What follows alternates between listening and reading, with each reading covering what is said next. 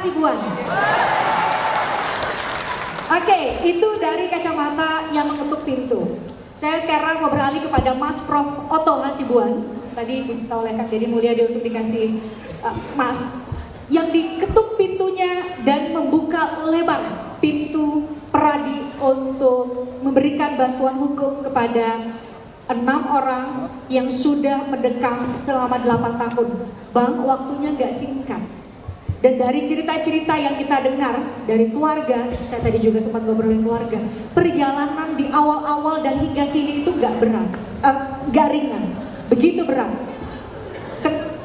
Peradi berani mengambil sikap dan membuka pintu begitu lebar untuk membantu 6 terpidana. Kita masih perlu lanjut nggak? Kan Pak Deddy tadi sudah selesai ngomong dong. Udah puncaknya sudah ini Pak Deddy. Kang Deddy sudah selesai, mestinya sudah selesai acara kita. Udah karpet merah ya. Baik teman-teman semuanya, ibu bapak sekalian, hari ini sanggup kita berbahagia ya. Saya yang kedua dalam talkshow ini. Berapa waktu yang lalu saya ikut talkshow di sini ketika kasusnya Jessica Wongso dan ribuan orang juga yang ada di sini. Ya, jadi memang luar biasa nih Maranatha. Terima kasih ya Maranatha memberikan kesempatan bagi kita semua untuk bisa tampil untuk mencari harapan secercah keadilan bagi semua orang yang ada, termasuk dalam kasus ini, dalam kasus 7 terpidana. Kalau saya boleh bercerita, yang sesungguhnya bahwa kami pertama kali tidak begitu tertarik dengan kasus ini.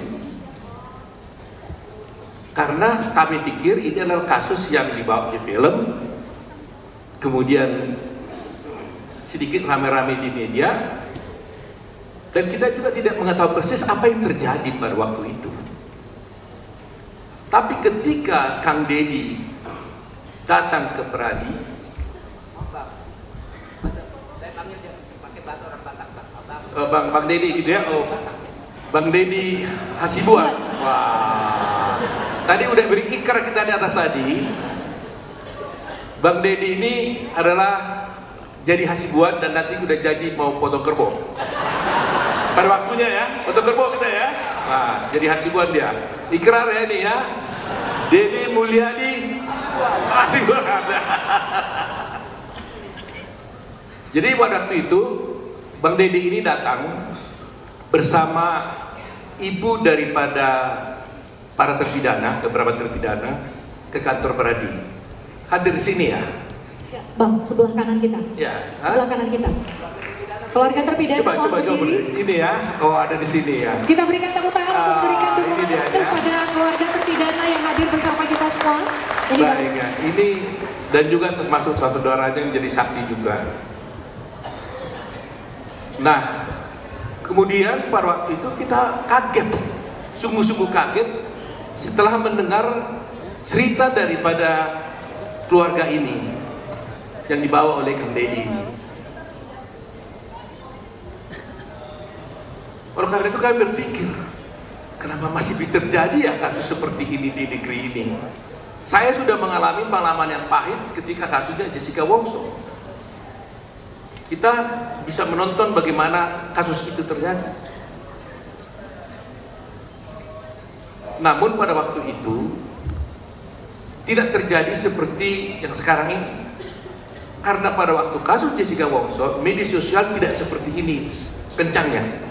Kalaulah mungkin media sosial sebegini kencangnya, mungkin akan berbeda masalahnya. Ya.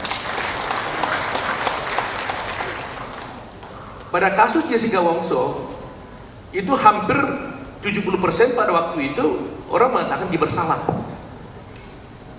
Tapi setelah mulai persidangan disiarkan pertama kali live, ya disiarkan langsung televisi, akhirnya berbalik. Jadi 70 orang, saya katakanlah taksir 70% mengatakan dia tidak bersalah, 30% mungkin dia benar bersalah, walaupun formalnya mengatakan bahwa dia dinyatakan bersalah oleh putusan pengadilan. Dan sebagai informasi saya sampaikan bahwa dalam waktu dekat ini mungkin minggu pertama, minggu kedua nanti di bulan Agustus ini, 2 minggu lagi paling lambat, kami akan mengajukan PK terhadap Jessica Wongso.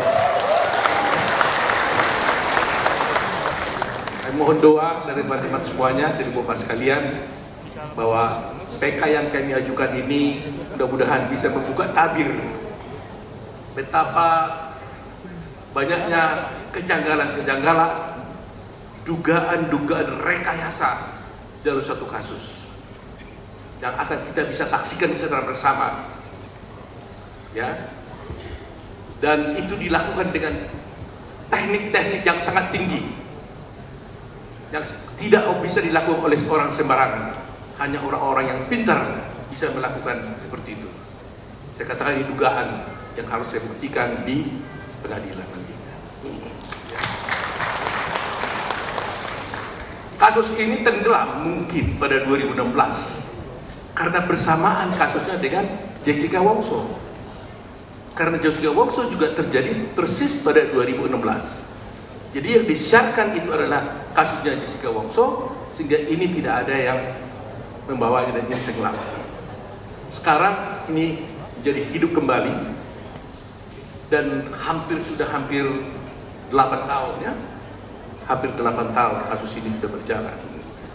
Ya, 2016 ya. Saya terus terang aja sangat berterima kasih ya, baik secara pribadi maupun sebagai Ketua Umum Pradi kepada Kang Deddy. Karena saya pikir Kang Deddy ini bukan pengacara, bekas bupati. Saya jangan bilang bekas lah ya. Bupati tahun berapa ya, mantan bupati gitu ya. Oh, mantan suami, mantan suami. Masih kosong, artinya sampai daftar masih boleh gitu ya. Itu kode alam namanya, kode alam. Nah, jadi coba bayangkan seorang yang mantan bupati, bukan pengacara, tapi bisa berjuang di bidang hukum, membawa seluruh keluarga dari Cirebon ke Jakarta dengan upaya sendiri. Tidak mudah teman-teman semuanya, tidak mudah. Karena bukan persoalan hanya uang, waktu, pikiran, beban mental, termasuk tuduhan-tuduhan yang macam-macam bagi semua orang. Tapi kami yang merasakan sendiri, saya dengan tim ada di sini, semua ada Pak Jutet. Waktu itu langsung saya telepon Pak Jutet dari Bandung sama Pak Ruli. Jutet, Pak Ruli, tolong datang ke Jakarta. Itu saya telepon kira-kira jam 11, mau janji dengan Pak Deddy itu jam 2. Dia langsung dari Bandung langsung wush jam berapa, jam 12 langsung berangkat ke Jakarta. Kita terima tim dari Kang Deddy dan semua keluarga. Saya katakan hari ini Pradi mendapat kehormatan untuk diberikan kesempatan oleh Tuhan Yang Maha Kuasa untuk bisa berbakti membela suatu keadilan di Republik ini. Ini bukan beban, ini tanggung jawab kami sebagai Pradi. Ini kehormatan kami untuk membela rakyat-rakyat yang tertindas. Sekian lama Pradi berdiri, kami memiliki PBH, Pusat Bantuan Hukum Perhimpunan atau Indonesia, di hampir 162 cabang di seluruh Indonesia, di mana Pusat Bantuan Hukum ini bekerja secara cuma-cuma, pro bono, nggak bayar di seluruh Indonesia.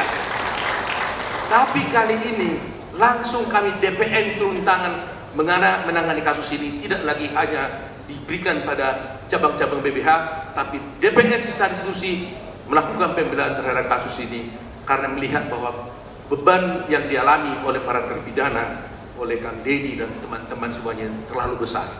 Oleh karena kami ikut terjun dalam ini dan membentuk tim untuk membela sampai kapanpun agar keadilan dapat bisa ditegakkan di kita ini.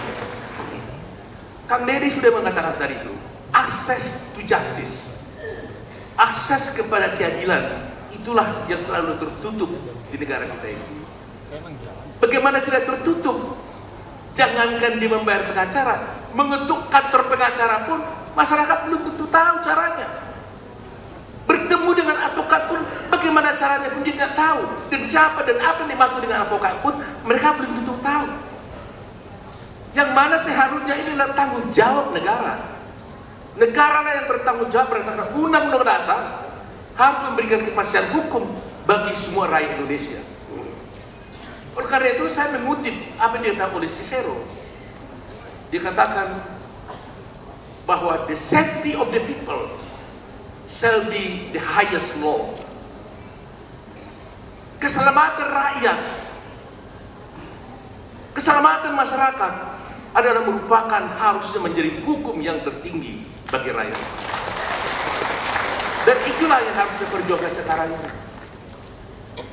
Oleh karena itu, terima kasih Kang Deddy, sungguh-sungguh, from the of my heart, dari hati paling dalam. Saya yang tahu, apa kata orang kepada Anda, jangan khawatir.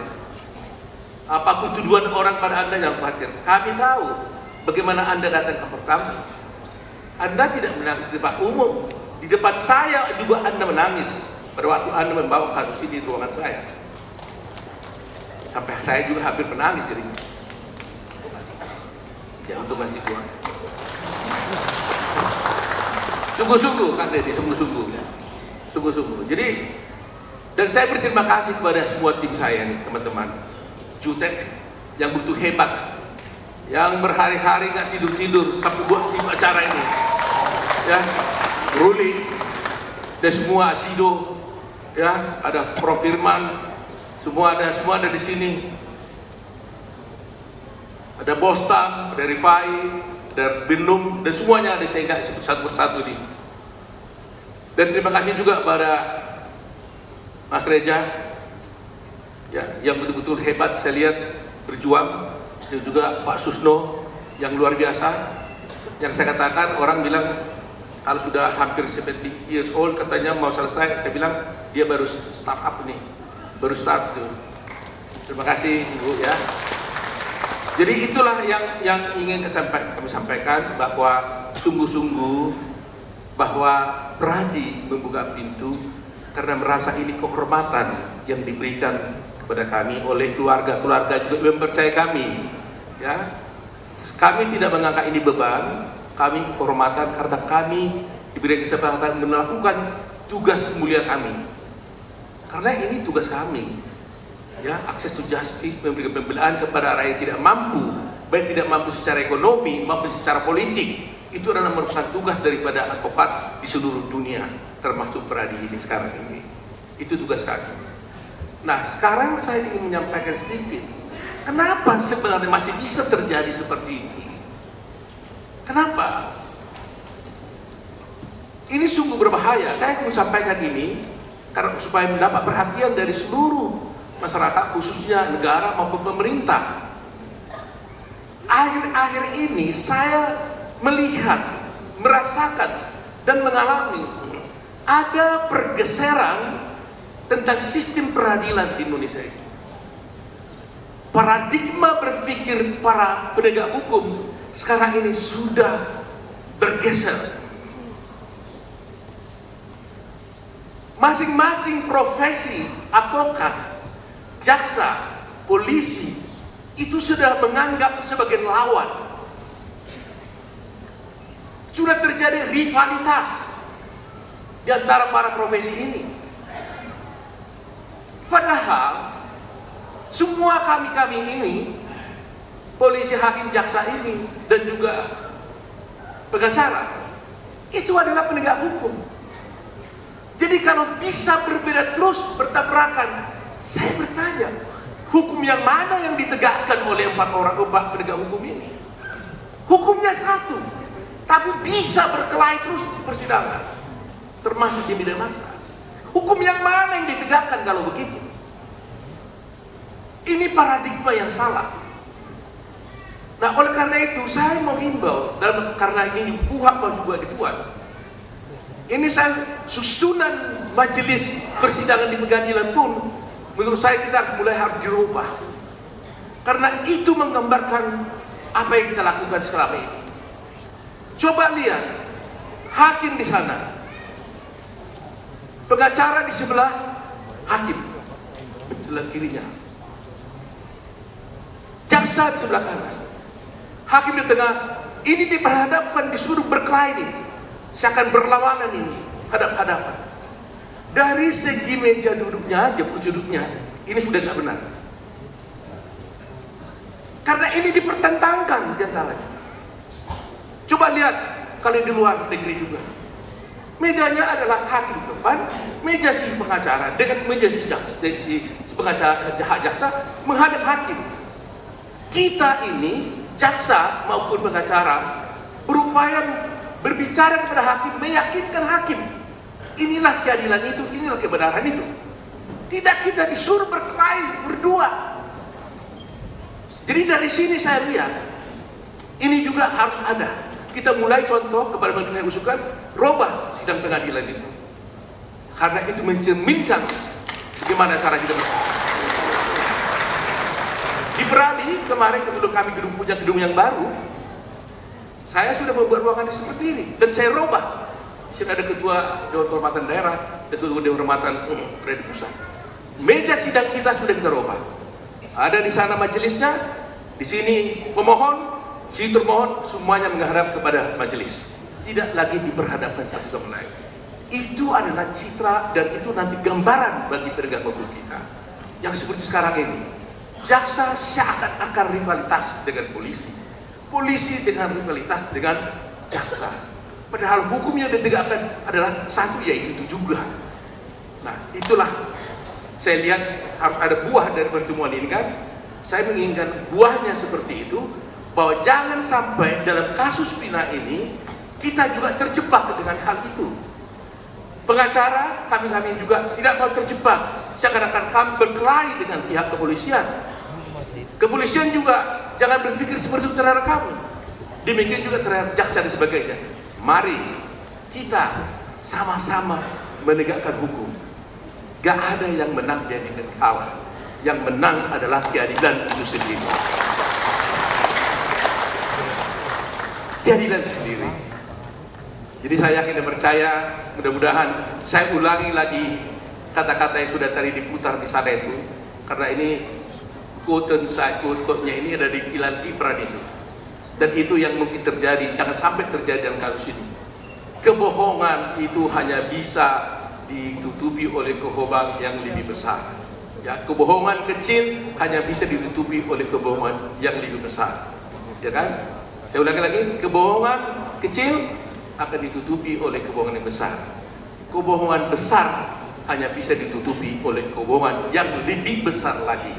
Sampai akhirnya kebohongan itu sendiri bercerita tentang kebohongan itu sendiri. Jangan sampai itu terjadi dalam kasus ini. Oleh karena itu, mudah-mudahan semua ada di sini yang datang di sini 5.000 orang. Saya yakin inilah orang-orang yang menambahkan keadilan di sini. Betul atau tidak? Betul tidak?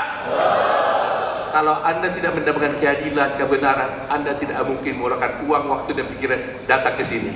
Benar? Terima kasih kepada ibu sekalian. Dukung kami berjuang untuk kebenaran. Semoga kebenaran itu bisa terwujud seperti tema sekarang ini. Secercah harapannya, secercah harapan cahaya terpidana kasus Vina. Terima kasih. Baik, kita berikan tepuk tangan yang meriah untuk Profesor Otto Hasibuan. Tadi saya tidak bisa menggunakan kata menarik, tapi itu semoga menjadi diskursus publik bahwa dalam banyak kasus kita dihadapkan pada fakta bahwa semua pihak yang hadir di persidangan, semua APH justru lebih ke, dan sederhananya adalah menang-menang untuk mencari kebenaran, bukan untuk mencari kebenaran material secara bersama-sama. Jaksa, banyak mungkin orang awam yang tidak mengetahui bahwa jaksa adalah pengacara negara yang seharusnya seluruh rakyat Indonesia untuk bisa mewujudkan keadilan kepada siapapun yang tengah berproses hukum. Itu tampaknya banyak sekali yang tidak tahu soal itu, Prof. Otto. Termasuk Prof, tadi belum disinggung, soal para advokat yang berbeda organisasi saat ini seolah-olah dihadap-hadapkan, atau ini adalah, mungkin Prof. Otto sudah lihat di media sosial, ini adalah kasus Vina Eki ini seolah-olah adalah pertarungan antar organisasi advokat yang berbeda-beda. Itukah yang terjadi, Prof? Saya kira itu enggak ada kaitan dengan organisasi di sini. Tetapi memang di dalam orang akan bisa melihat mutu daripada para advokat masing mungkin begitu, tapi tidak bertarung organisasi. Karena bagaimanapun Peradi itu the biggest one, ya kan? Peradi adalah organisasi yang sah berdasarkan undang-undang advokat, anggota kita hampir 70.000 orang, ya kan? Cabang kita ada di hampir 192 cabang di seluruh Indonesia. Saya kira kita juga menjadi anggota daripada yang sadar by International Bar Association di anggota advokat dunia. Jadi saya kira hal itu tidak merupakan soal bagi kita. Ya. Jadi kalau masyarakat melihat ada perdebatan antara lawyer yang ini dengan lawyer lain, itu adalah semata-mata seharusnya oleh masyarakat adalah semata-mata diskursus hukum untuk sama-sama menghadirkan keadilan untuk bagi pihak yang dibela. Ya, saya harus berpikir positif. Saya tetap hormati semua advokat itu berpunya tujuan yang baik. Jadi organisasi manapun dia, saya tetap menghormati bahwa dia bertujuan untuk membela keadilan dan kebenaran. Nah, oleh karena itu cuma saya hanya memberikan nasihat. Ada kekhawatiran. Nah, ini kan kekhawatiran nih. Kekhawatiran karena ada beberapa isu yang saya dengar. Jangan sampai ada advokat itu yang disewa oleh orang tertentu, bukan untuk membela klien itu, tapi untuk menjerumuskan klien itu dengan kebodohannya. Katakanlah begini, ada seorang, saya tidak bilang dalam kasus ini ya, contoh aja, ada orang, dia sebenarnya dituduh berterbidak, dituduh dalam satu kasus, tapi supaya kalau dia tidak didampingi dengan cara, kan berita acaranya kan tidak sah. Tapi dia oleh si oknum tertentu disuruh ngaku berbuat. Kamu berbuat aja, ngaku aja. Nah, supaya sah berita acaranya disewa pengacara. Kamu dampingi dia lah. Padahal dia sebenarnya didampingi. Dia bukan mau bela orang ini, tapi dia menjerumuskan orang ini bersama seorang tertentu. Jangan sampai terjadi kasus itu, gitu ya. Nah, saya tidak mengatakan di dalam kasus ini, tapi itu bisa terjadi. Nah, nanti Kang Deddy yang harus melihatnya itu. Ya, jadi bayangkan itu, mengerikan kalau itu terjadi, dan itu pengkhianatan yang sangat luar biasa dari seorang advokat. Ya, pengkhianatan luar biasa. Don't betray your client.